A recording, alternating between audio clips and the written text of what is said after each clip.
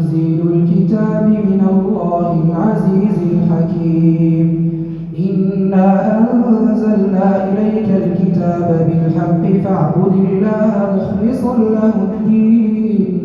ألا لله الدين الخالص والذين اتخذوا من دونه أولياء ما نعبدهم إلا ليقربونا إلى الله زلفى إن الله يحكم بينهم فيما هم فيه يختلفون إن الله لا يهدي من هو كاذب كفار لو أراد الله أن يتخذ ولدا لاصطفى مما يخلق ما يشاء سبحانه هو الله الواحد القهار خلق السماوات والأرض بالحق يكور الليل على النهار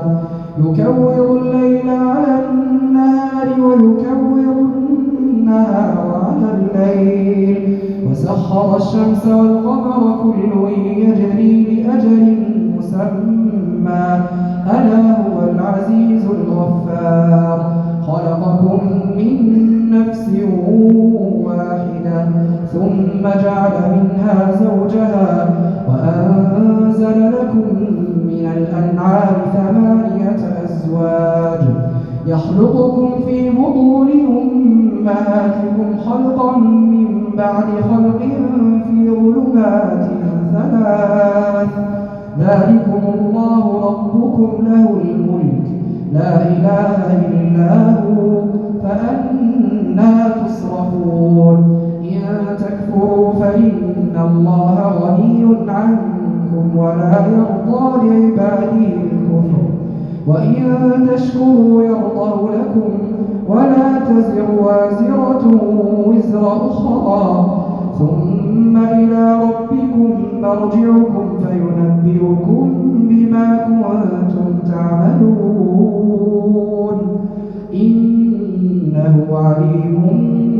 بذات الصدور وإذا مس الإنسان ضر دعا ربه منيبا إليه ثم إذا خوله نعمة منه نسي ما كان يدعو إليه من قبل وجعل لله أندادا ليضل عن سبيله قل تمتع بكفرك قليلا إنك من أصحاب النار أمن هو قانت آناء الليل ساجدا وقائما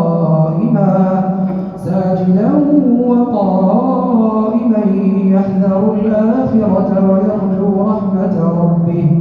قل هل يستوي الذين يعلمون والذين لا يعلمون إنما يتذكر أولو الألباب قل يا عبادي الذين آمنوا اتقوا ربكم للذين أحسنوا في هذه الدنيا حسنة وأرض الله واسعة إنما يوفى الصابرون أجرهم بغير حساب قل إني أمرت أن أعبد الله مخلصا له الدين وأمرت لأن أكون أول المسلمين قل إني أخاف إن عصيت ربي عذاب يوم عظيم قل الله أعبد مخلصا له ديني فاعبدوا ما شئتم من دونه قل إن الخاسرين الذين خسروا أنفسهم وأهليهم يوم القيامة ألا ذلك هو الخسران المبين لهم من فوقهم ظلل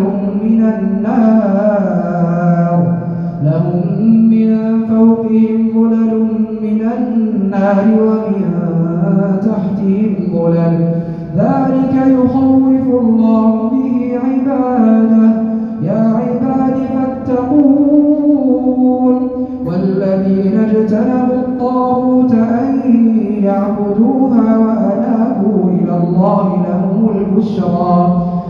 فبشر عبادي الذين يستمعون القول فيتبعون أحسنه أولئك الذين هداهم الله وأولئك هم أولو الألباب أفمن حق عليه كلمة العذاب أفأنت تنقذ من في النار لكن الذين اتقوا ربهم لهم غرف من فوقها غرف مبنية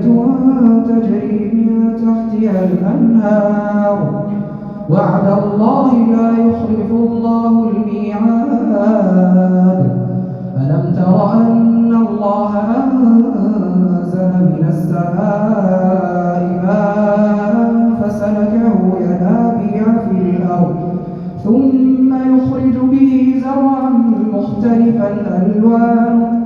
ثم يهيج فتراه مصفرا ثم يجعله حطاما إن في ذلك لذكرى لأولي الألباب أفمن شرح الله صدره للإسلام فهو على نور من ربه فويل للقاسية قلوبهم من ذكر الله أولئك في ضلال مبين الله نزل أحسن الحديث كتابا متشابها مثانية تقشعر منه جلود الذين يخشون ربهم ثم تلين جلودهم وقلوبهم إلى ذكر الله ذلك هدى الله يهدي به من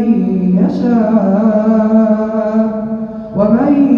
يضلل الله فما له من هاد أفمن يبتغي بوجهه سوء العذاب يوم القيامة وقيل للظالمين ذوقوا ما كنتم تكسبون كذب الذين من قبلهم فأتاهم العذاب من حيث لا يشعرون فأذاقهم الله الخزي في الحياة الدنيا ولعذاب الآخرة أكبر لو كانوا يعلمون ولقد ضربنا للناس في هذا القرآن من كل مثل لعلهم يتذكرون قرآنا عربيا غير ذي عوج لعلهم يتقون ضرب الله مثلا رجلا فيه شركاء متشاكسون ورجلا سلما لرجل هل يستويان مثلا الحمد لله بل أكثرهم لا يعلمون إنك ميت وإنهم ميتون ثم إنكم يوم القيامة عند ربكم تختصمون فمن أظلم ممن كذب على الله وكذب بالصدق إذ جاءه أليس في جهنم مثوى للكافرين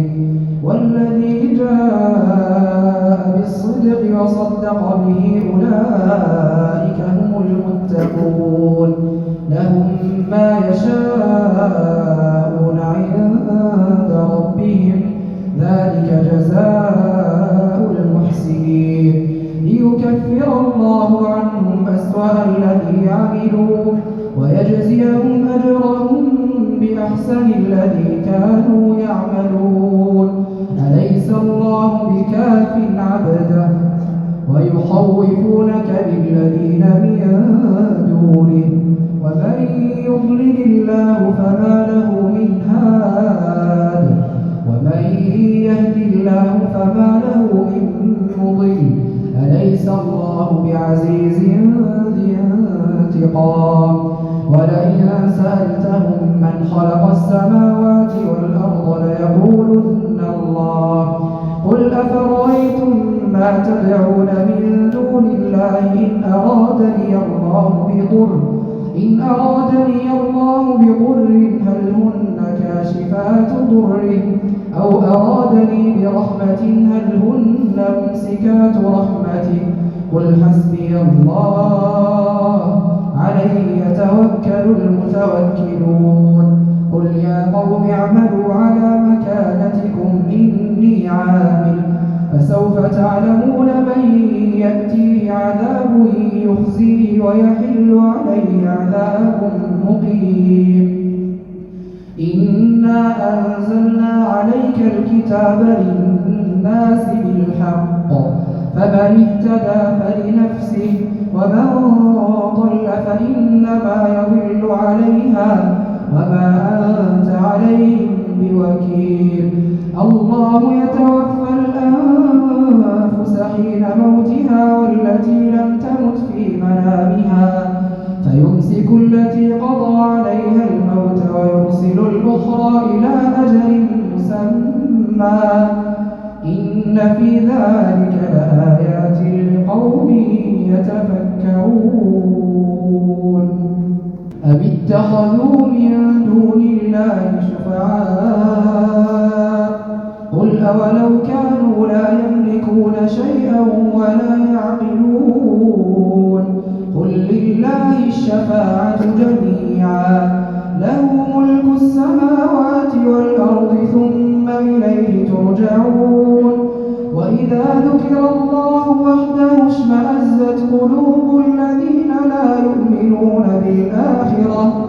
وإذا ذكر الذين من دونه إذا هم يستبشرون قل اللهم فاطر السماوات والأرض عالم الغيب والشهادة أنت تحكم بين عبادك فيما كانوا فيه يختلفون ولو أن للذين ظلموا ما في الأرض جميعا ومثله معه لافتدوا به من سوء العذاب يوم القيامة وبدا لهم من الله ما لم يكونوا يحتسبون وبدا لهم سيئات ما كسبوا وحاق بهم ما كانوا به يستهزئون فإذا مس الإنسان ضر دعانا ثم إذا خولناه نعمة منا قال إنما أوتيته على علم بل هي فتنة ولكن أكثرهم لا يعلمون قد قالها الذين من قبلهم فما أغنى عنهم ما كانوا يكسبون فأصابهم سيئات ما كسبوا والذين ظلموا من هؤلاء سيصيبهم سيئات ما كسبوا وما هم بمعجزين أولم يعلموا أن الله يبسط الرزق لمن يشاء ويقدر إن في ذلك لآيات لقوم يؤمنون قل يا عبادي الذين أسرفوا على أنفسهم لا تقنطوا من رحمة الله إن الله يغفر الذنوب جميعا إنه هو الغفور الرحيم وأنيبوا إلى ربكم وأسلموا له من قبل أن يأتيكم العذاب ثم لا تنصرون واتبعوا أحسن ما أنزل إليكم من ربكم من قبل أن يأتيكم العذاب بغتة وأنتم لا تشعرون أن تقول نفس يا حسرة على ما فرطت في جنب الله وإن كنت لمن الساخرين أو تقول لو أن الله هداني لكنت من المتقين أو تقول حين ترى العذاب لو أن لي كرة فأكون من المحسنين بلى قد جاءتك آياتي فكذبت بها فكذبت بها واستكبرت وكنت من الكافرين ويوم القيامة ترى الذين كذبوا على الله وجوههم مسودة أليس في جهنم مثوى للمتكبرين وينجي الله الذين اتقوا بمفازتهم لا يمسهم السوء ولا هم يحزنون الله خالق كل شيء وهو على كل شيء وكيل له مقاليد السماوات والأرض والذين كفروا بآيات الله أولئك هم الخاسرون قل أفغير الله تأمروني أعبد أيها الجاهلون ولقد أوحي إليك وإلى الذين من قبلك لئن أشركت ليحبطن عملك ولتكونن من الخاسرين بل الله فاعبد وكن من الشاكرين وما قدروا الله حق قدره والأرض جميعا قبضته يوم القيامة والسماوات مطويات بيمينه سبحانه وتعالى عما يشركون ونفخ في الصور فصعق من في السماوات ومن في الأرض إلا من شاء الله ثم نفخ فيه أخرى فإذا هم قيام ينظرون وأشرقت الأرض بنور ربها ووضع الكتاب وجيء بالنبيين والشهداء وقضي بينهم بالحق وهم لا يظلمون ووفيت كل نفس ما عملت وهو أعلم بما يفعلون وسيق الذين كفروا إلى جهنم زمرا حتى إذا جاءوها فتحت أبوابها وقال لهم خزنتها ألم يأتكم رسل منكم يتلون عليكم آيات ربكم وينذرونكم لقاء يومكم هذا قالوا بلى ولكن حقت كلمة العذاب على الكافرين قيل ادخلوا أبواب جهنم خالدين فيها فبئس مثوى المتكبرين وسيق الذين اتقوا ربهم إلى الجنة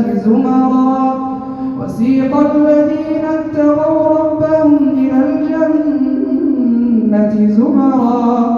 حتى إذا جاءوها وفتحت أبوابها وقال لهم خزنتها سلام عليكم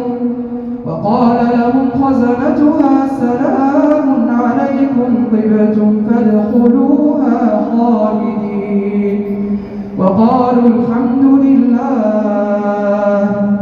وقالوا الحمد لله الذي صدقنا وعده وأورثنا الأرض نتبوأ من الجنة حيث نشاء فنعم أجر العاملين وترى الملائكة